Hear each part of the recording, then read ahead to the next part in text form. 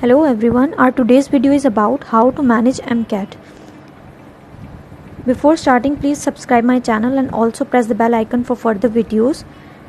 Students face many difficulties to manage their study and time during MCAT. They have lot of questions and lot of confusion in their minds, like how to start, what is the best time to study, how to remember all the content, how to manage all the subjects together, what to do, which techniques are more effective to study. So don't worry, I'll suggest some management tips in this video. If you follow these tips, you are able to cover all the stuff in a more easy way. So let's get started. Number 1, make a timetable. In this timetable, list down your daily routine from morning to the till night, and list down your important work and also note the important study hours. I know it is difficult to follow the timetable, but make at least once and follow it. The second point is note total study hours you have in a day. For example, you have 9 hours in a day to study after your all daily routine work. Now the third point is time duration. In this, divide your time. For example, you have 9 hours to study. Divide the time in 3 parts in 3 subjects. For example, you have to study biology, chemistry and physics. Then divide the total time into 3 parts. 3 hours biology, 3 hours chemistry and 3 hours physics.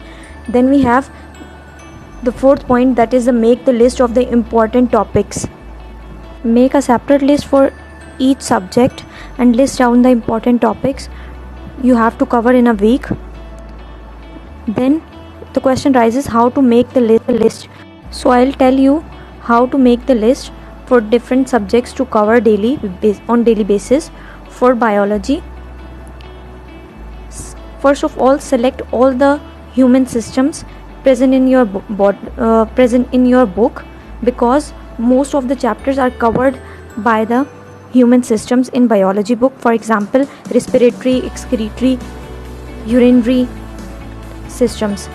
So cover each system daily, not too many systems because they get mixed together. Then list down all the kingdoms. After covering the system of the body, list down the kingdoms. First, animal kingdom and its subdivisions, then plant kingdom. Then cover kingdoms one by one. For chemistry, as chemistry contains the 2 main parts, one is organic, other one is the inorganic, then it is easy to select one topic from the organic part and one topic from the inorganic part to study on a daily basis. In this way you can cover 2 topics daily. For example, phenol from the organic part and S block elements from the inorganic part.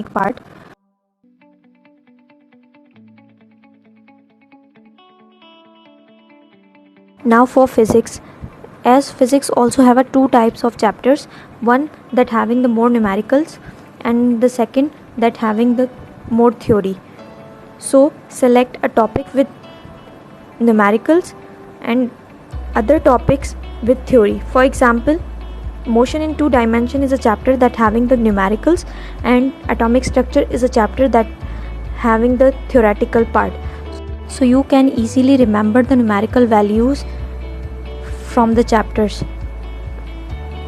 and also cover 2 topics together. Now it is the most important part of this video. It is very effective technique. In this technique, we divide the time for different subjects. For example, for first hour we study the biology, then for the next hour we study physics, then take a small quiz for the subject that we studied first, and then study the next subject like chemistry and take the quiz of the previous subject such as physics. So in this way we are able to study different subjects and never stuck in a single subject. I also shared a timetable for counter study here. If you want to follow this, see this picture.